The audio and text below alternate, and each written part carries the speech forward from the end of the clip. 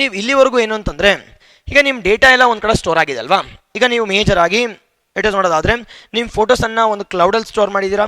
ಅದೇ ರೀತಿ ನಿಮಗೆ ಏನೇನು ಬೇಕೋ ಅದನ್ನೆಲ್ಲ ಏನು ಮಾಡ್ತೀವಪ್ಪ ಅಂದರೆ ಆ್ಯಪಲ್ ಸ್ಟೋರಲ್ಲಿ ಸ್ಟೋರ್ ಮಾಡಿದ್ದೀವಿ. ನಾವೀಗ ಈ ಎಲ್ಲ ಡೇಟಾನ, ಈ ಎಲ್ಲ ಇನ್ಫಾರ್ಮೇಷನ್ ಅಂತಕ್ಕಂಥದ್ದು ಎಲ್ಲಿ ಸ್ಟೋರ್ ಆಗಿದೆ ಅಂತಂದರೆ, ನಾವು ಮೇಜರ್ ಆಗಿ ನಮ್ಮ ಲ್ಯಾಂಡಲ್ಲಿ ಇರ್ತಕ್ಕಂಥ ಎಲ್ಲೋ ಒಂದು ಲೊಕೇಶನಲ್ಲಿ ನಿಮ್ಮ ಎಲ್ಲ ಡೇಟಾವನ್ನು ಸ್ಟೋರ್ ಮಾಡಿದ್ದಾರೆ. ಬಟ್ ಈಗ ಇದೆಲ್ಲ ಸ್ಟೋರ್ ಮಾಡೋದಕ್ಕೆ ಜಾಗ ಬೇಕಲ್ವಾ, ಇದೆಲ್ಲ ಸ್ಟೋರ್ ಮಾಡೋದಕ್ಕೆ ನೀರು ಬೇಕಾಗತ್ತೆ, ಇದೆಲ್ಲ ಸ್ಟೋರ್ ಮಾಡೋದಕ್ಕೆ ಹಣ ಕೂಡ ಬೇಕಾಗತ್ತೆ. ಬಟ್ ಈಗ ಈ ಒಂದು ಡೇಟಾ ಸೆಂಟರನ್ನು ನಮ್ಮ ಮೇಜರ್ ಆಗಿ ಸ್ಪೇಸಲ್ಲಿ ಮಾಡಿದ್ರೆ ಹೆಂಗಿರುತ್ತೆ? ನಾವು ಸ್ಪೇಸಲ್ಲಿ ಮಾಡಿದ್ರೆ ಹೆಂಗಿರುತ್ತೆ ಅಂತ ಕೇಳಿದ್ರೆ ತುಂಬ ಚೆನ್ನಾಗಿರುತ್ತೆ. ಯಾಕೆ ಅಂತ ಕೇಳಿದ್ರೆ ಅಲ್ಲಿ ಲ್ಯಾಂಡ್ನ ಕೊರತೆ ಇರಲ್ಲ. ಎರಡನೇದು, ಕಡಿಮೆ ವೆಚ್ಚದಲ್ಲಿ ಈ ಒಂದು ಡೇಟಾವನ್ನು ಸ್ಟೋರ್ ಮಾಡ್ಬೋದು. ಮೂರನೇದು, ಮೇಂಟೆನೆನ್ಸ್ ಕೂಡ ಸ್ವಲ್ಪ ಕಡಿಮೆ ಇರುತ್ತೆ. ಹಾಗಾಗಿ ಏನು ಮಾಡ್ತಿದ್ದೀವಪ್ಪ ಅಂದರೆ, ನಮ್ಮ ಭಾರತ ಸರ್ಕಾರದವರು ಅಂದರೆ ಇಸ್ರೋ ಅವರ ಜಂಟಿಯಾಗಿ ಏನನ್ನು ಲಾಂಚ್ ಮಾಡಬೇಕು ಅಂತ ಪ್ಲಾನ್ ಮಾಡ್ತಿದ್ದೀವಿ ಅಂತಂದರೆ, ಡೇಟಾ ಸೆಂಟರನ್ನು ಸ್ಪೇಸಲ್ಲಿ ಲಾಂಚ್ ಮಾಡಬೇಕು ಅಂತ ಟ್ರೈ ಮಾಡ್ತಾ ಇದ್ದೀವಿ.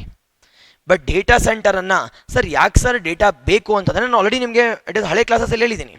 ಅಂದರೆ ಡೇಟಾ ಅಂತಕ್ಕಂಥದ್ದು 21ನೇ ಶತಮಾನದ ನ್ಯೂ ಆಯಿಲ್ ಅಂತ ಕರಿತೀವಿ. ಅಂದರೆ ನಾವು ಹೊಸ ಕಚ್ಚಾ ತೈಲ ಯಾವುದಪ್ಪ ಅಂತಂದರೆ ಡೇಟಾ. ಈ ಡೇಟಾನ ನಮ್ಮ ಲ್ಯಾಂಡಲ್ಲಿ ಭೂಮಿ ಮೇಲೆ ಸ್ಟೋರ್ ಮಾಡಬೇಕಾದ್ರೆ ಕಠಿಣವಾದ ಕೆಲಸಗಳಿದಾವೆ. ಇಲ್ಲಿ ನೀರು ಬೇಕಾಗುತ್ತೆ, ಕೂಲ್ ಮಾಡೋದಕ್ಕೆ ಜಾಗ ಬೇಕಾಗುತ್ತೆ, ಹಣ ಕೂಡ ಜಾಸ್ತಿ ಖರ್ಚಾಗುತ್ತೆ ಲ್ಯಾಂಡ್ನ ಪರ್ಚೇಸ್ ಮಾಡೋದಕ್ಕೋಸ್ಕರ.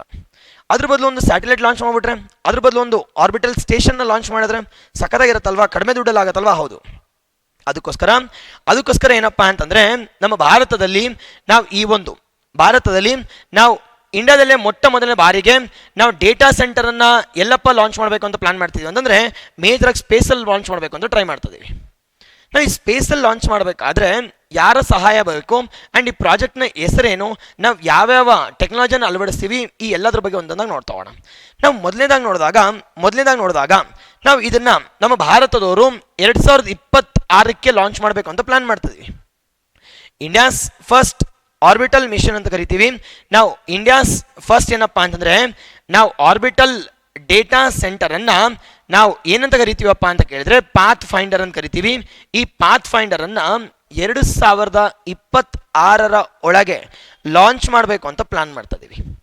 ಬಟ್ ಇದೆಲ್ಲ ಓಕೆ ಸರ್, ಬಟ್ ಈಗ ಈ ಸ್ಯಾಟಲೈಟ್ ಅಂತಂದರೆ ಎಷ್ಟು ತೂಕ ಇರುತ್ತೆ ಅಂತ ಯಾರು ಲಾಂಚ್ ಮಾಡ್ತಾರೆ? ನಾವು ಇದು ಎಷ್ಟು ತೂಕ ಇರುತ್ತೆ ಅಂತ ಕೇಳಿದ್ರೆ, ತೂಕ ಎಷ್ಟಿರುತ್ತೆ ಅಂದರೆ 200 kg ಇರುತ್ತೆ. AI ಪವರ್ಡ್ ಸ್ಯಾಟಲೈಟ್ ಇದು. ಆರ್ಟಿಫಿಷಿಯಲ್ ಇಂಟೆಲಿಜೆನ್ಸ್ ಓಲ್ಡ್ ಮಾಡಿರ್ತಕ್ಕಂಥ ಟೆಕ್ನಾಲಜಿಯನ್ನು ಈ ಒಂದು ಪಾತ್ ಫೈಂಡರಲ್ಲಿ ಇಂಟಿಗ್ರೇಟ್ ಮಾಡ್ತಾ ಇದ್ದೀವಿ. ಈ ಪಾತ್ ಫೈಂಡರ್ ಎಲ್ಲಿ ಉಡಾವಣೆ ಮಾಡ್ತೀವಿ ಅಂತ ಕೇಳಿದ್ರೆ, ನಾವು ಸ್ಪೇಸ್ ಬೇಸ್ಡ್ ಡೇಟಾ ಸೆಂಟರ್, ಈ ಡೇಟಾ ಸೆಂಟರನ್ನು ನಮ್ಮ ಭೂಮಿಯ ಮೇಲೆ ಇನಾಗ್ರೇಟ್ ಮಾಡ್ತಿಲ್ಲ, ಬಟ್ ಸ್ಪೇಸಲ್ಲಿ ಉಡಾವಣೆ ಮಾಡ್ತಾ ಇದ್ದೀವಿ. ಸ್ಪೇಸ್ಗೆ ಮೇಜರ್ ಆಗಿ ಉಡಾವಣೆ ಮಾಡ್ತಾ ಇದ್ದೀವಿ. ಎಷ್ಟು kg ಇರುತ್ತಪ್ಪ ಅಂತಂದರೆ 200 kg ಇರ್ತವೆ. ಅದರ ಜೊತೆಗೆ ಈ ಡೇಟಾ ಸೆಂಟರ್ನ ಸ್ಪೇಸಲ್ಲಿ ಇಂಟ್ರಡ್ಯೂಸ್ ಮಾಡಬೇಕಾದ್ರೆ ನಾವು ಈ ಡೇಟಾ ಯಾವ ರೀತಿ ಡೇಟಾ ಇರ್ತವೆ ಅಂತಂದರೆ, ನಾವು ಐ ರೆಸಲ್ಯೂಷನ್ ಇರ್ತಕ್ಕಂಥದ್ದು, ಐ ರೆಸಲ್ಯೂಷನ್ ಕ್ಯಾಮ್ರಾಸ್ ಇರ್ತವೆ. ಅದ್ರ ಜೊತೆಗೆ ಐ ಪರ್ಫಾರ್ಮೆನ್ಸ್ ಇರ್ತಕ್ಕಂಥ ಟೆಕ್ನಾಲಜಿಯನ್ನು ಕೂಡ ಇಂಟ್ರಡ್ಯೂಸ್ ಮಾಡ್ತಾ ಇದ್ದೀವಿ. ಮೈಕ್ರೋ ಪ್ರೊಸೆಸರ್ ಆಗಿರ್ಬೋದು, ಚಿಪ್ ಆಗಿರ್ಬೋದು, ಇಟ್ ಇಸ್ ವಿತಿನ್ ಸೆಕೆಂಡ್ಸಲ್ಲಿ ನಿಮ್ಗೆ ಯಾವ ಡೇಟಾ ಬೇಕೋ ಅದನ್ನು ಪಟ್ಟಂತ ಆಕ್ಸೆಸ್ ಮಾಡ್ಬೋದು. ಬಟ್ ಇದು ಎಲ್ಲದಕ್ಕೆ ಏನು ಸರ್ ಇಂಟಿಗ್ರೇಟ್ ಮಾಡ್ತಾ ಇದ್ದೀವಿ ಅಂದರೆ AI ಇಂಟಿಗ್ರೇಟ್ ಮಾಡ್ತಾ ಇದ್ದೀವಿ. ಅಂದರೆ ನಿಮಗೆ ಏನೇ ತೊಂದರೆ ಆಗದೆ ನಾವು ವಿತಿನ್ ಸೆಕೆಂಡ್ಸಲ್ಲಿ ಯಾವ ಡೇಟಾ ಬೇಕೋ ನಿಮಗೆ ತಲುಪತ್ತೆ. ಅಂಥ ಒಂದು ಮಿಷನನ್ನು ಏನಂತ ಕರಿತೀವಪ್ಪ ಅಂದರೆ ಪಾತ್ ಫೈಂಡರ್ ಅಂತ ಕರಿತೀವಿ. ನೆನ್ಪಿಟ್ಕೋಬೇಕು ಇದನ್ನು. ಪಾತ್ ಫೈಂಡರ್ ಅಂದರೆ ಏನು? ಒಂದು ಡೇಟಾ ಸೆಂಟರನ್ನು ಇಲ್ಲಿವರೆಗೂ ಏನು ಪ್ಲಾನ್ ಮಾಡ್ತಿದ್ವಪ್ಪ ಅಂತಂದರೆ, ನಮ್ಮ ಬೆಂಗಳೂರಲ್ಲಿ ಮಾಡೋಣ, ಮೈಸೂರಲ್ಲಿ ಮಾಡೋಣ, ಬೆಳಗಾವಿಯಲ್ಲಿ ಮಾಡೋಣ ಅಂತ ಯೋಚನೆ ಮಾಡ್ತಿದ್ವಿ. ಬಟ್ ಈಗ ಪಾತ್ ಫೈಂಡರ್ ಅನ್ನೋ ಒಂದು ಮಿಷನ್ ಅಡಿಯಲ್ಲಿ ಸ್ಪೇಸಲ್ಲಿ ಲಾಂಚ್ ಮಾಡಿದ್ರೆ ಜಾಗ ಉಳಿಯುತ್ತೆ. ಅದರ ಜೊತೆಗೆ ನಮ್ಮ ಜನರಿಗೆ ಆಕ್ಸೆಸ್ ಮಾಡೋದಕ್ಕೆ ಕೂಡ ಕಡಿಮೆ ವೆಚ್ಚದಲ್ಲಿ ಡೇಟಾವನ್ನು ಆಕ್ಸೆಸ್ ಮಾಡ್ಬೋದು ಅನ್ನೋ ಒಂದು ಮೂಲ ಉದ್ದೇಶದಿಂದ ಈ ಒಂದು ಪ್ರಾಜೆಕ್ಟನ್ನು ಮೇಜರಾಗಿ ಅನೌನ್ಸ್ ಮಾಡಿದ್ದೀವಿ ಅಷ್ಟೇ. ಬಟ್ ಇದು ಲಾಂಚ್ ಮಾಡೋದು ಯಾವಾಗ ಅಂದರೆ, ಒಂದು ಡಿಸೆಂಬರ್ 2026 ಒಳಗೆ ಲಾಂಚ್ ಮಾಡ್ಬೋದು ಅನ್ನೋ ಒಂದು ಮೇಜರಾಗಿ ಆಶ್ವಾಸನೆ ಕೊಟ್ಟಿದ್ದಾರೆ. ಬಟ್ ಈ ಒಂದು ಮಿಷನ್ನ ಹೆಸರೇನಪ್ಪ ಅಂತಂದರೆ ಪಾತ್ ಫೈಂಡರ್ ಅಂತ ಕರಿತೀವಿ. ನೆನ್ಪಿಟ್ಕೋಬೇಕಿಲ್ಲಿ. ನಾವು ಈ ಪಾತ್ ಫೈಂಡರ್ ಎಕ್ಸಾಮಲ್ಲಿ ಕೇಳ್ತಾರೆ. ಪಾತ್ ಫೈಂಡರ್ ಬಗ್ಗೆ 200 kg ಇದೆ.